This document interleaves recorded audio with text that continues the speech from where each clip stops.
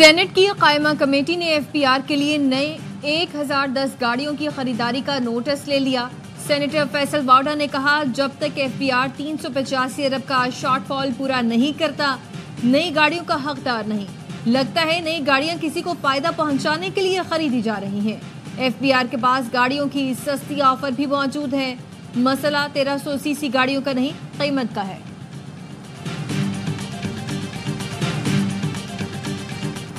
جولائی سے دسمبر ٹیکس ہدف میں 385 ارب روپے کا شارٹ فال ہے۔ شارٹ فال پورا کرنے کے لیے آئی ایم ایف نے منی بجٹ لانے کا مطالبہ کر دیا۔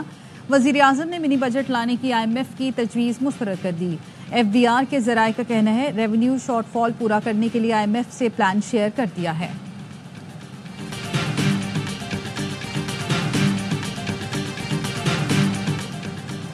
وفاقی حکومت کا ارکان قومی اسمبلی اور سینٹ کی تنخواہوں میں اضافے کا فیصلہ۔ ذرائع کا کہنا ہے کہ قومی اسمبلی سے ارکان کی تنخواہوں میں اضافے کا بل منظور کروایا جائے گا۔ ارکان اسمبلی کی موجودہ تنخواہ تقریباً 1,67,000 ہے۔ تنخواہ میں 200% تک اضافے کی تجویز۔ اسپیکر قومی اسمبلی چیئرمین سینٹ کی تنخواہ 15 لاکھ کرنے کی تجویز۔ تمام اتحادی اور اپوزیشن جماعتیں تنخواہیں بڑھانے کے حق میں ہیں۔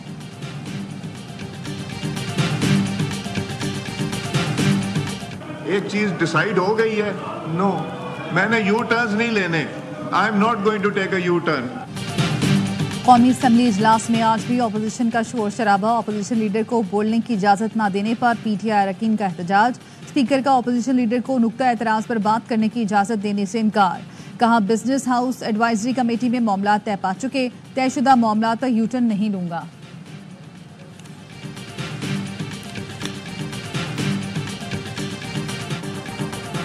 اس کیس کا 26ویں آئینی ترمیم سے کوئی لینا دینا نہیں، لیکن اگر کوئی خود سے ڈرنے لگ جائے تو الگ بات ہے۔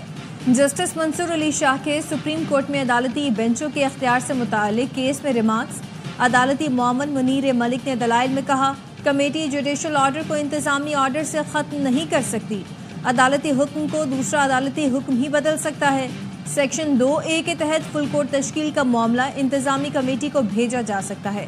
شاہد جمیل نے کہا کیس چل رہا ہو تو بینچ سے واپس نہیں لیا جا سکتا۔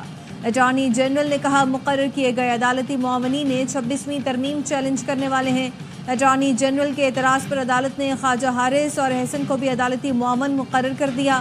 سپریم کورٹ نے ایڈیشنل رجسٹرار نذیر عباس کو کل تک تحریری جواب جمع کرانے کی ہدایت کرتے ہوئے سماعت ملتوی کر دی۔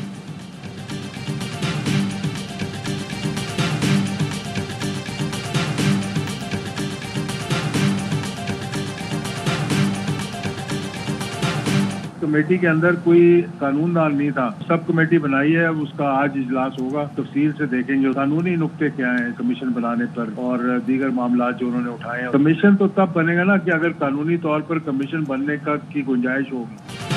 حکومتی مذاکراتی کمیٹی کی بیٹھک آج پھر ہوگی۔ گزشتہ روز حکومتی مذاکراتی کمیٹی کے اجلاس میں جوڈیشل کمیشن کی مخالفت۔ حکومت اور پی ٹی آئی کی مذاکراتی کمیٹیوں کا اگلا اجلاس 28 جنوری کو ہوگا۔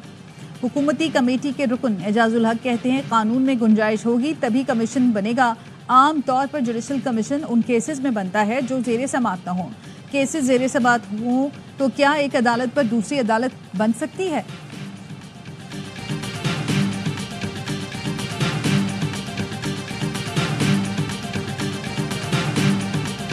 جب تک یہ جوڈیشل کمیشن کو نہیں مانگیں گے یہ مذاکرات ٹھس ہیں، 0/0 ہیں۔ ان مذاکرات کی کوئی حیثیت نہیں، نہ نتیجہ نکلے گا۔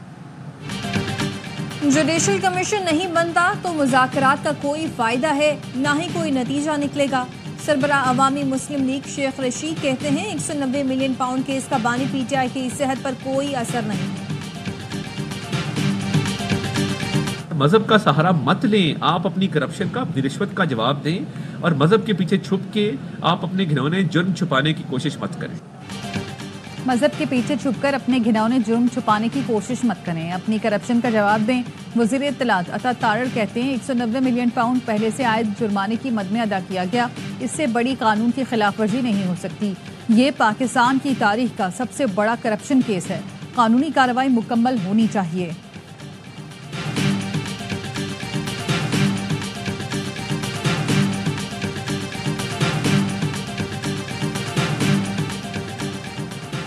بھارتی مظالم کے خاتمے تک کشمیریوں کی سفارتی اور اخلاقی مدد جاری رکھیں گے. بھارت اقوام متحدہ کی قراردادوں کے مطابق کشمیریوں کو حق خود ارادیت دے. کشمیریوں کی قربانیاں رائیگاں نہیں جائیں گی. وزیر اعظم شہباز شریف کا بھمبر میں دانش اسکول سسٹم کے سنگ بنیاد رکھنے کی تقریب سے خطاب. کہا دانش اسکول کا 1 سال کی ریکارڈ مدت میں آغاز کیا جائے گا. ایچ ایس این کالج میں نہ پڑھ سکنے والوں کی کمی دانش اسکول پوری کرے گا.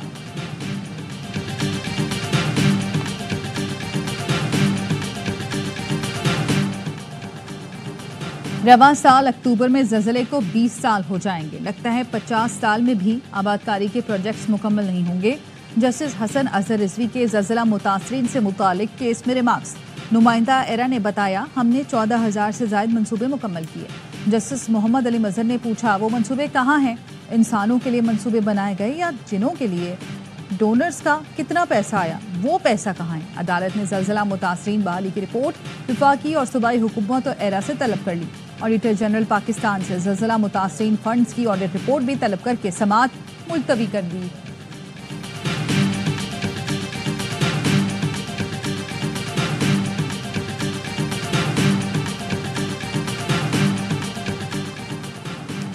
پرائیویٹ ممبر بل کے معاملے پر سینیٹر افنان اللہ کا سینٹ کی قائمہ کمیٹی میں احتجاج. کہا مہینے لگا کر ورچوئل ایسٹ بل بنایا لیکن اس کو پیش کرنے سے روک دیا گیا.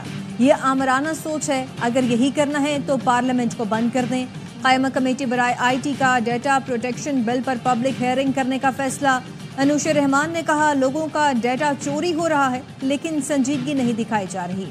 بین الاقوامی کمپنیاں ڈیٹا پروٹیکشن کی وجہ سے پاکستان نہیں آ رہی.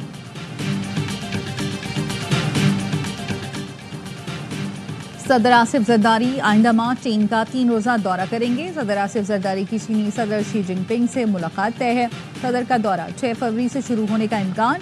ذرائع کے مطابق بلاول بھٹو اور وزیر اعلیٰ سندھ مراد علی شاہ بھی صدر کے ہمراہ چین جائیں گے. ایوان صدر کی طرف وزیر اعلیٰ کو سندھ کے لیے سی پیک اسکیم تجاویز تیار کرنے کی ہدایت.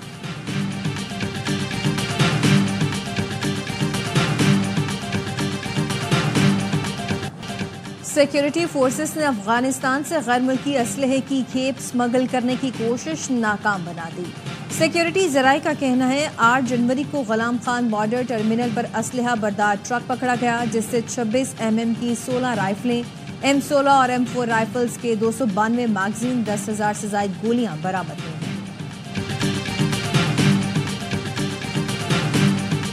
کرم کے علاقے بگن میں پولیس اور سیکیورٹی اداروں کا سرچ اینڈ کلیئرنس آپریشن. بڑی تعداد میں غیر قانونی ہتھیار برآمد کیے گئے.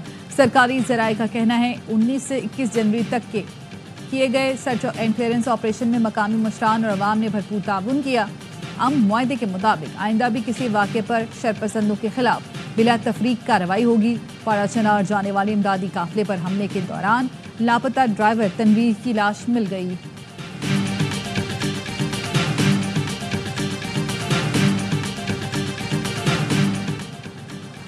وزیر داخلہ محسن نقوی کی امریکہ میں کانگریس مین تھامس رچرڈ سوازی اور جیک بلڈوین سے ملاقات. دونوں کو دورہ پاکستان کی دعوت دی. محسن نقوی کا کہنا تھا امریکہ پاکستان کا انتہائی اہم معاشی اور دفاعی شراکت دار ہے. کانگریس مین تھامس سوازی نے کہا کہ پاکستان کے ساتھ تعلقات مزید مضبوط بنانے کے لیے پرعزم ہیں. ملاقات میں 30 اپریل کو پاکستانی کانفرنس واشنگٹن میں منعقد کرانے کا فیصلہ کیا گیا. امریکی صدر ٹرمپ نے انتخابی وعدوں پر عمل درآمد شروع کر دیا. ایگزیکٹو آرڈر کے بعد غیر قانونی تارکین وطن کی گرفتاریوں کے لیے آپریشن شروع.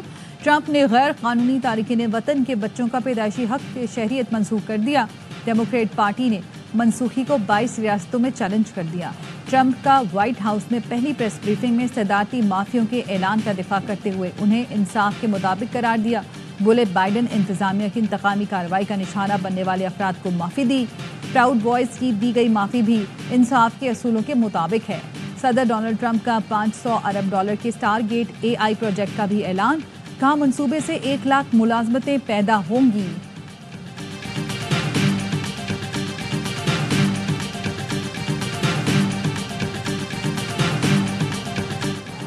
امید ہے نئی امریکی حکومت کسی تنازع میں شامل نہیں ہوگی. عالمی اقتصادی فورم کے سالانہ اجلاس میں سعودی وزیر خارجہ شہزادہ فیصل بن فرحان نے کہا ایران اسرائیل جنگ یا خطے میں کوئی بھی جنگ ہمارے لیے قابل قبول نہیں. نئی امریکی انتظامیہ کو جنگ کے خطرے میں اضافہ کرتے نہیں دیکھتے. قطر کے وزیر اعظم نے کہا جنگ بندی کے تیسرے مرحلے میں غزہ کی تعمیر نو کی جائے گی. تمام ممالک کو غزہ کی پٹی کی تعمیر نو میں حصہ لینا چاہیے.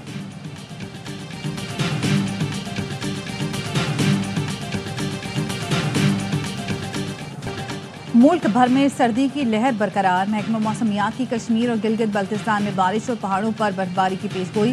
بالائی علاقوں میں بارش اور برف باری سے سردی بڑھ گئی. اسکردو میں درجہ حرارت -5 ریکارڈ. کالام میں 9 انچ تک برف پڑ چکی. بالم جبہ میں 7 انچ تک برف باری نے پارہ -4 تک گرا دیا. گلگت میں 0، کوئٹہ میں 1، اسلام آباد 4، پشاور میں 5، لاہور 10 اور کراچی میں 13.5 ڈگری سینٹی گریڈ ریکارڈ کیا گیا. محکمہ موسمیات نے ملک کے بیشتر علاقوں میں کم بارشوں کی وجہ سے خشک سالی جیسی صورتحال کا انتباہ جاری کر دیا.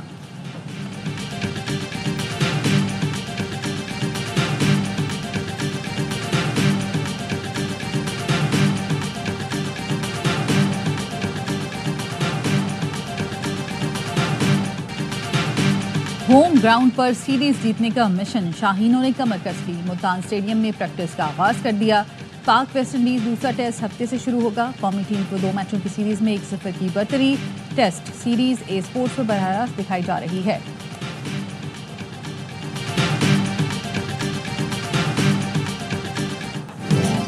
اور سعودی پرو لیگ میں رونالڈو نے الخلیج کی امیدوں پر پانی پھیر دیا. 2 گول سکور کیے. النصر نے سنسنی خیز مقابلے میں 3-1 سے کامیابی حاصل کی.